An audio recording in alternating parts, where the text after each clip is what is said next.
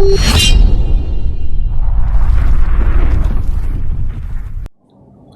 दोस्तों, मैं Moin Khan, SA food supplement and SA fitness centre, sector 35 Faridabad, near Sarai metro station.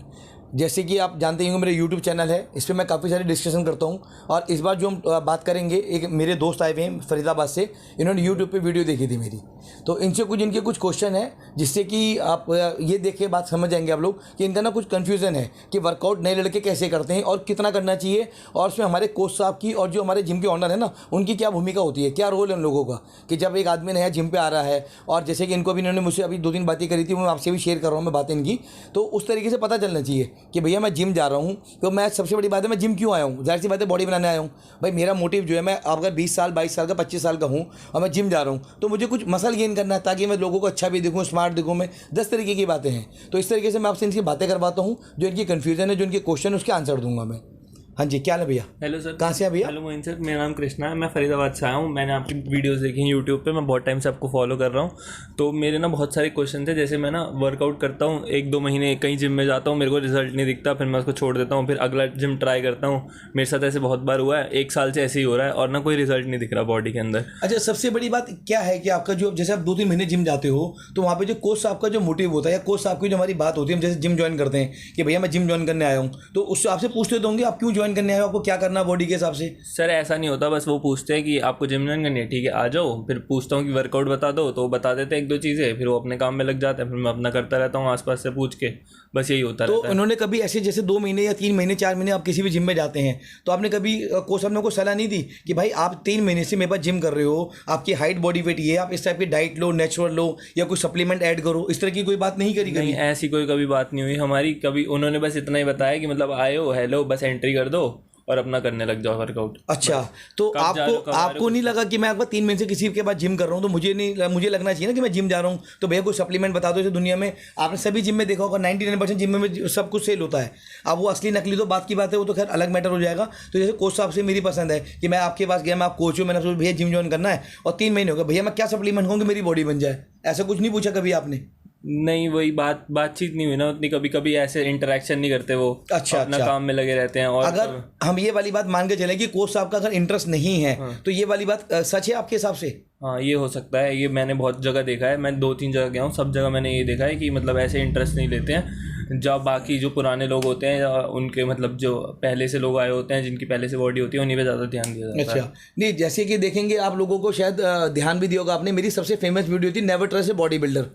अगर आप इस वीडियो को एक बार देखेंगे तो आपकी गलत फहमी सारी दूर हो जाएंगी, क्योंकि इस वीडियो में जो मैंने जो खुलासा किया था, वो सबसे ज़्यादा कोच का किया था कि अगर हम किसी भी भरोसा करें, सबसे ज़्यादा वो कोच है, भगवान है हमारे लिए, जिसके हम एक बार को घर वालों में किसी के पैर ना छुएं, पर जब हम जिम जाते हैं तो हम पैर छूते हैं। तो ये सबसे बड़ी बात है कि हम एक आदमी को इतनी इज्जत दे रहे हैं, अगर वो हमें आके 3 महीने के बाद भी हमारे में इंटरेस्ट नहीं ले रहा है और खाली फीस इंटरेस्ट दे रहा है, तो आप खुद सोच सकते हैं कि इसका क्या नतीजा है।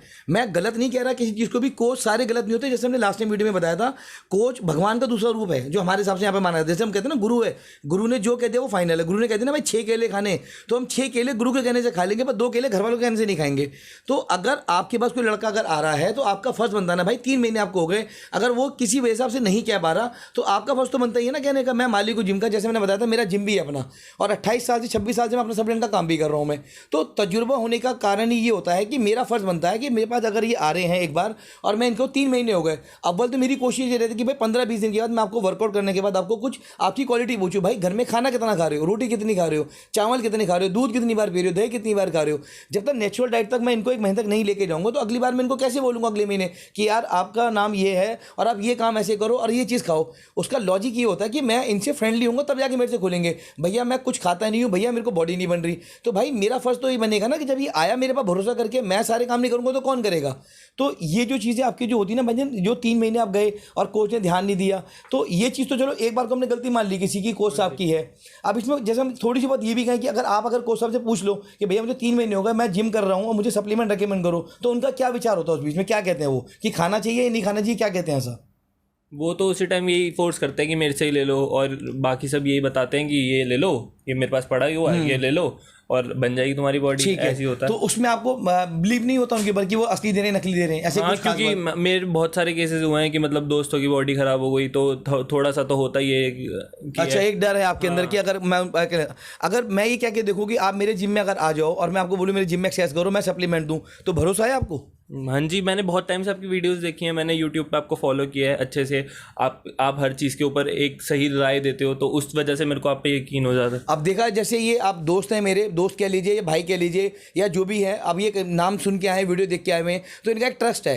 तो मेरा भी मानना यही है, मैंने भी कई वीडियो में आपको बताया कि भाई अगर आप जिम जा रहे हैं तो विदाउट सप्लीमेंट, जो मेरा तजुर्बा अपना कहता है, मैं औरों को नहीं कह रहा कि और गलत क्या कह रहे हैं या आपकी क्या सोच है, बिना डाइटरी सप्लीमेंट के अगर हम बॉडी की कोशिश करें बनाने की, वो नहीं बनती है।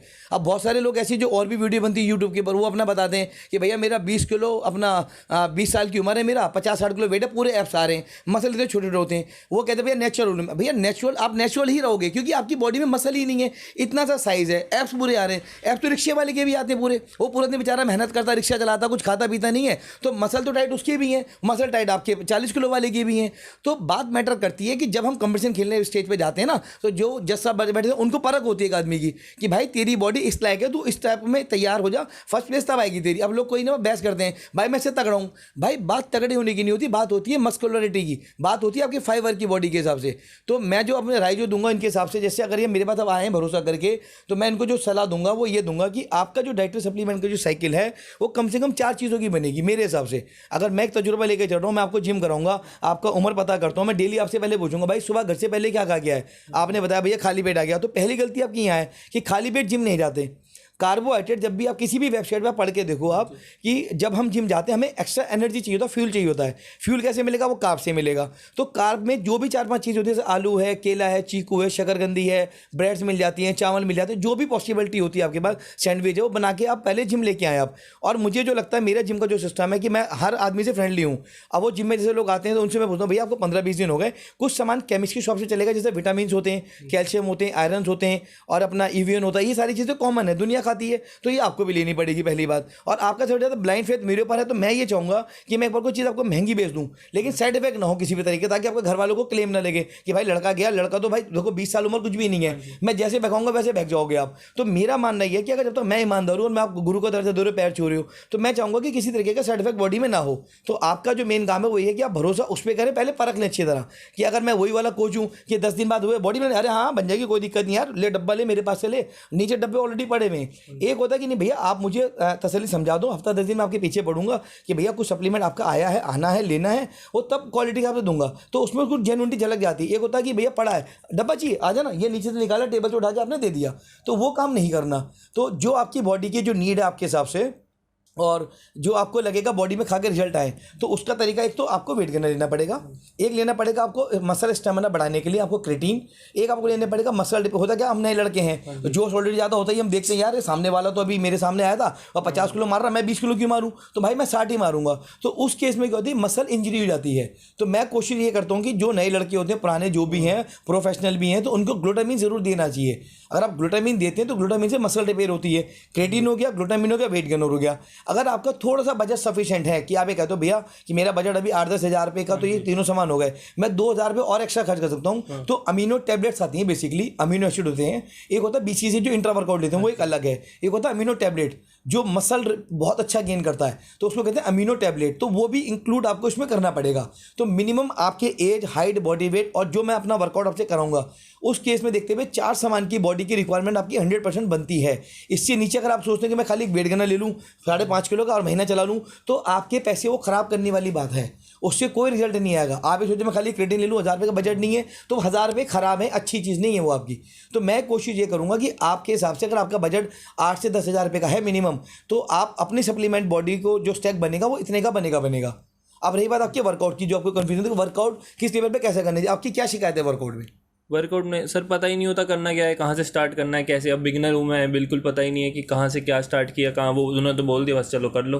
हो गया बस। अच्छा, जैसे ये लॉजिक मैंने अपने टाइम में भी बहुत सुना था कि मैं जिम में गया और मैंने बोला सर चेस्ट करनी है, हाँ बेटा जा फ्लैट पे मार ले, इंग्लैंड में मार ले, तो मूवमेंट चेक नहीं करते आप? नहीं, मूवमेंट कोई चेक ही नहीं करता, बस देखा दिखाई में जो हो जाती है वो। अच्छा, मतलब आपको अगर चेस्ट करनी तो आप खुद ही चेस्ट करोगे, उसको ये नहीं कि यार फ्लैट पे जा, मैं आ रहा हूँ, कितना वेट लगाएगा, डंबल से मारेगा, रेपिटेशन मारेगा, मैं क्या देखूँ क्या खा गया, ऐसा कुछ नहीं है मतलब? भाई 3 महीने से वही सेम वर्कआउट हो रहा है सेम वेट के साथ, तो वैसे ही चल रहा है। अच्छा, मतलब एक रूटीन है कि मैं आदी हो गया कि मैंने जाना है, अपने आप करना है, सारा काम करूंगा, उठ के आ जाऊंगा। अच्छा देखिए सर, मैं जो आपको दोबारा बात बताने वाला था, अभी तो हमारी कंफ्यूजन हो गई दूर वाली कि जो इनको सप्लीमेंट का स्टैक पता था, जैसे बॉडी ना बनने का 50% रीजन नहीं होता कि आप सप्लीमेंट नहीं लेते, अगर लेते तो नकली लेते हैं, उससे फिर बात आपसदारी खराब हो जाती है। तो अब जैसे उन्होंने वर्कआउट क्या नहीं पूछा, अब वर्कआउट का जो सिस्टम है, मैं अपना तजुर्बा वाला जो मैं अपने जिम में बता रहा हूँ कि मैं अगर किसी को भी वर्कआउट करवाता हूँ ना, अगर 20 मेंबर भी हैं, तो मेरा काम है प्रॉपर रूटीन से फॉलो करता हूँ उन लोगों को कि भाई आपका ये वर्कआउट है, आप इस वेट से इतना मारो, आप इस वेट से इतना मारो, ऐसे करो।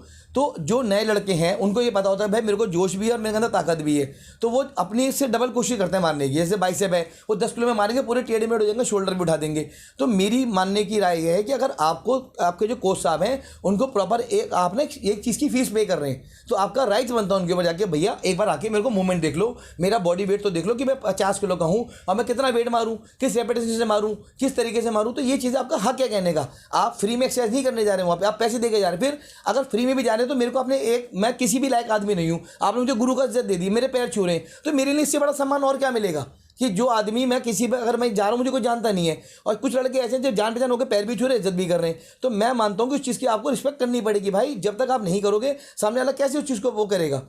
तो आपका जो वर्कआउट का जो सिस्टम है मेरे हिसाब से ये कि अगर आप जो भी एक बॉडी पार्ट करें, डिसाइड कर लो कि सोमवार को मैंने बाइसेप करनी है, मंगल को चेस्ट करनी है, बुधवार को बैक करनी है, तो इस हिसाब से बॉडी का ना एक रूटीन बनाना पड़ेगा आपको। हफ्ते में 6 दिन होते हैं, 6 बॉडी पार्ट होते हैं, तो 6 दिन के हिसाब से आपको लग रहा है भाई सोमवार जिम में भीड़ होगी तो 90% लोग चेस्ट या बैक मार रहे होते हैं, क्योंकि लोगों को हौका होता है कि यार मैं मंडे में चेस्ट ही मारूंगा जाकर। 80% लोग चेस्ट मारेंगे, 20% बैक मारेंगे, तो 90% मशीनें भर जाती हैं। अब जब भरेगी तो मेरा नंबर ही नहीं आएगा। तो मैं कोशिश ये करता हूँ कि अपने हिसाब से जो लड़के अगर आते हैं शेड्यूल में फॉलो करवाता हूँ कि आज आप आपका मंडे एक काम करो आप शोल्डर करते हैं, क्योंकि शोल्डर में 6 लोग आ गए तो 6 के 6 शोल्डर करा दिए, इतना जिमों में सामान होता ही है, तो हमने उनको शोल्डर करवा दिए। फिर किसी को बाइसेप, तो हम ना रूटीन से चेक करते हैं और वही रूटीन फॉलो करते हैं 3 महीने के लिए, और फिर पूरा मूवमेंट भी देखते हैं हम लोगों की कि आपका भैया आपका बॉडी वेट इतना है, आप थोड़ा वेट हल्का कर दो, मूवमेंट टेढ़ी हो रही है। तो इस तरीके से वर्कआउट का रूटीन बनता है। और बाकी आप धीरे धीरे टच में रहोगे तो हम आपका वर्कआउट शेड्यूल, डाइट है आपका और जो सप्लीमेंट है वो हम धीरे धीरे टच में रखते रहेंगे।